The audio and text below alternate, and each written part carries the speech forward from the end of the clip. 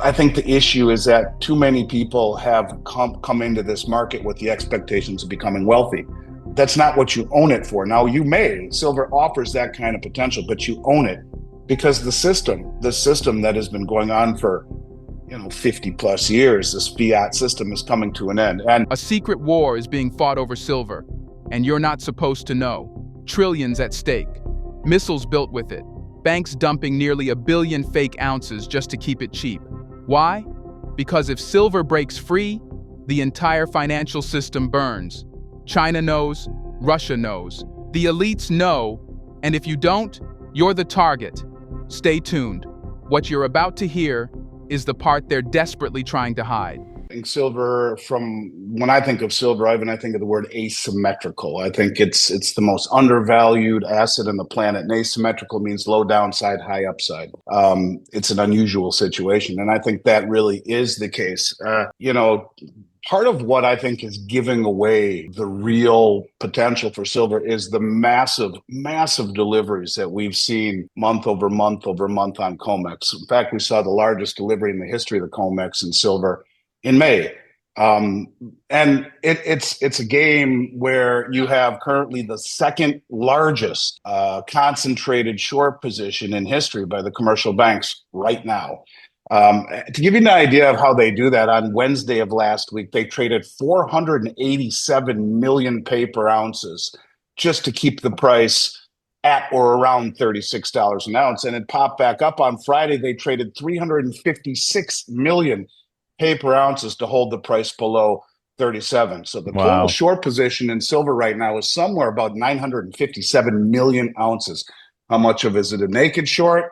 I don't know. Chris Marcus had a great article the other day. He said, look, when these banks on COMEX are short, they're supposed to be long the corresponding amount in London to balance their balance sheet. But the thing is, he said, if that really is the case, when looking at what they call the free float in London, the amount of silver backing the contracts, he surmised they would only have 7 million ounces. That's it in London backing the whole system. And if they are not hedged, as they should be, why then you have some massively dangerous positions by some of the largest banks in the world, which represent an existential threat to the system. So when I look at silver, aside from the fact that we saw its highest weekly close in 14 years, only the third time in history it's been that high, you can see there's a concerted effort by the banks, a real concerted effort to keep it from rising.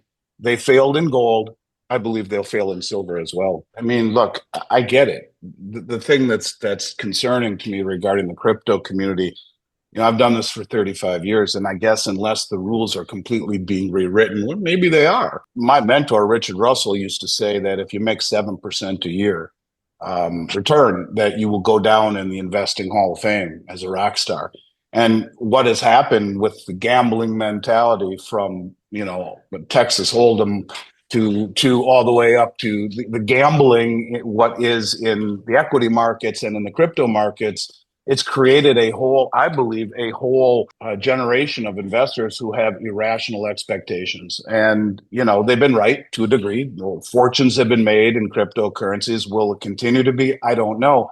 When you look at what the largest banks in the world are doing, the largest central banks, they're accumulating gold and silver. And if it weren't so important, I guess really the interesting thing is that if it wasn't so important, for whatever reason, why do we have 8 of the Western banks that have held the largest concentrated short position in any commodity ever traded on COMEX? Why are they trying so hard to keep it down? And where would it be if we didn't have this level of suppression and manipulation day after day in order to keep it down? Before it's all said and done, I think that silver will outpace and maybe even bring those type of crypto type returns. But the difference is you hold it in your hand. And it's an asset that has outlived 2 world wars and German hyperinflation and the Great Depression and every pandemic, just like gold. And it's viewed by some of the most sophisticated and well-informed traders and players on the planet right now as being vital, as being strategic, not just industrial. So yes, it's been a very frustrating, counterintuitive ride for a lot of these people, especially the ones who came on when you guys came on right around 2021. I think the issue is that too many people have come into this market with the expectations of becoming wealthy. That's not what you own it for. Now, silver offers that kind of potential, but you own it because the system that has been going on for 50 plus years, this fiat system is coming to an end. And there might be some cryptos like Bitcoin that actually endure. But then again, silver is 5,000 years old. It's mentioned 400 times in the Bible, and Bitcoin's barely a teenager. That doesn't really mean anything other than to say silver has lasted the test of time. And if it Right. weren't being held back by some of the most sophisticated Western banks in the world, who I believe are being exposed right now, being exposed by massive deliveries going across the globe, being exposed by a country like China, who is the second largest producer in the world, Ivan, and is flying all around Latin America, in particular Peru, buying up all the doré and the concentrate directly from the miners. Doré are bars that are crudely refined, and concentrate is a byproduct of that, paying double what the West will, and shipping it back to China for refining. Why would they do that as the second largest producer in the world? Yeah. Why are we seeing Russia say we're going to add it to our strategic stockpile? Why is India importing almost 900 million ounces in the last 5 years? And why are we seeing the biggest deliveries in the history of the COMEX market happening right now over the last 5, 6 months and accelerating? So I think there's a lot to be said for silver, and I think there's a lot yet to be written in these final chapters. We're a long ways away from the end game, but look, bottom line is simply this. Silver's underperformed. Silver has been frustrating. But silver is vitally important to some of the biggest players in the world. You wouldn't see 8 commercial banks holding the price down to this degree, to the point of it being an existential threat to their survival, if they're overrun by the deliveries across the globe. Well, I think it's the military-industrial complex that's done it. And silverwars.org has done a decent job of showing the amount of silver that is used in high-tech weaponry. 3 years ago, I did a speech at Vancouver Resource Investment Conference where I said there's 500 ounces in a typical cruise missile. Right. And I'm walking off the stage and people come up to me and this guy says, I work for the Department of Defense. I'm like, oh, shit. And he says, but, I developed the Tomahawk. He says, I know there's silver in it. I don't know how much. I'll get back to you. Never hear from him again. 2 years ago, I go and I do another speech. There he is with some pictures in hand. He says, these are declassified. I can show you. You're right. There's about 13 to 14 kilograms in the tip of a typical cruise missile.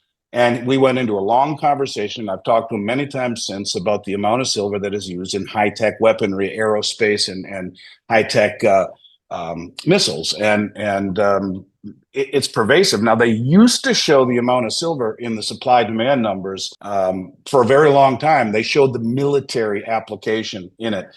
And so when you realize that the military-industrial complex, let's just call them BlackRock, who is the primary custodian along with JP Morgan for the world's largest silver trust in SLV, not to mention primary also now in GLD along with JP Morgan.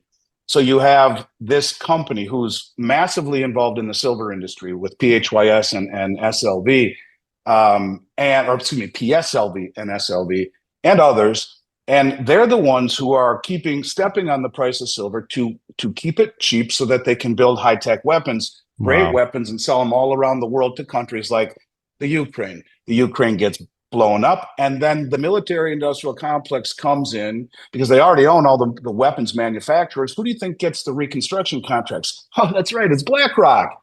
So BlackRock comes in, sells weapons all around the world, keeps the price down, enriching the military-industrial complex, and then they get the reconstruction contracts to rebuild. This is a game that has been going on for a very long time, and if you go back and look at, I think it's in 1942, I don't know if I can give you the number. I think I can. The name of the bill was S.2768.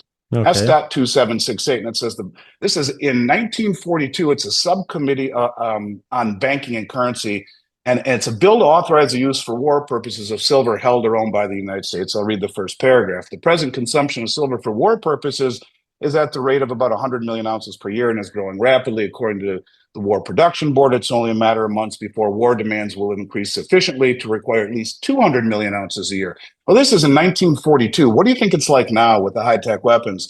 So the question is, why would we have 8 banks that hold the largest concentrated short position on COMEX of any commodity traded in silver? It is because the military-industrial complex needs it to wage war and then to get the reconstruction contracts. In Wow. essence, to me, that is why they've been holding it down. And in an environment where no one stands for delivery, that wins. But the countries that are now doing it were not where they are now. Now they are coordinated, sophisticated, motivated, wealthy. These are the countries of the BRICS nations, China and Saudi Arabia and Russia and India. They're all gobbling up silver because they understand the long-term implications of an asset that is depleting in nature. And it is needed for the West to wage war and to create high-tech weapons. And that, in my mind, is why you've had the coordination of these Western banks who have ruled the roost through military supremacy and the ability to control the markets for a very long time. And silver and gold are the canary in the mine shaft,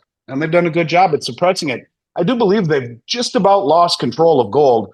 Silver is still in the grips of the banks, but it's a very dangerous game when you have these delivery requests, which are accelerating. And you look at the LBMA.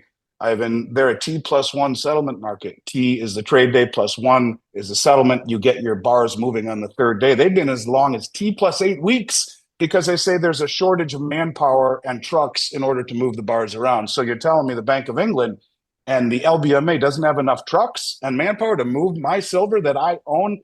Really, it's going to be 8 weeks, not 3 days? So there's a lot going on, but I think it's a lot deeper than I would attribute to fundamentals, to market dynamics. It's a lot more. And it's about the West's desire to make high-tech weapons, if I had to guess. Well, yeah, and that's such a great point is like, why would the central banks or military industrial complex want higher silver prices? That's just gonna, hit their cost margin, or that's just gonna hit their profit margin. And if it goes way too high and out of control, how are they going to develop these high-tech weapons, bombs, and so on and so forth? So But yeah, not only that, Ivan, I don't mean to interrupt you. Please no, it's forgive okay. me. But gold and silver are unusual in the respect that there's greater demand as the price goes higher, and a lot of times the price goes so high in assets that you start to see people selling. As the price of silver goes higher, you get more and more demand, and they say there's no bull market like a metals bull market because it's not greed motivated. And people realize that there really are problems when the prices start to move higher, and they don't sell. There's no secondary market.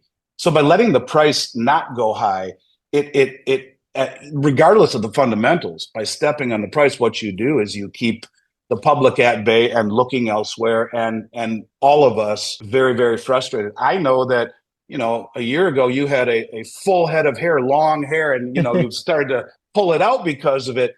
I'm teasing. I used to not be gray, and I get it. It's been a frustrating experience, but in the end, you can see by the deliveries by the most well-informed traders in the globe. Forget about the wealthiest; they are, but they're the most well-informed, and the amount of effort that is being used not only to hold it down but to fight against it and take delivery is unprecedented. And we're getting to that point where the rubber will meet the road, where these suppressors will be challenged.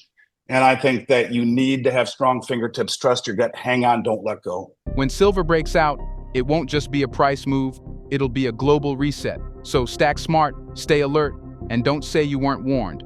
If this opened your eyes, hit that like button, subscribe, and smash the bell so you never miss what they're trying to keep hidden. The truth is out there, and it starts with silver.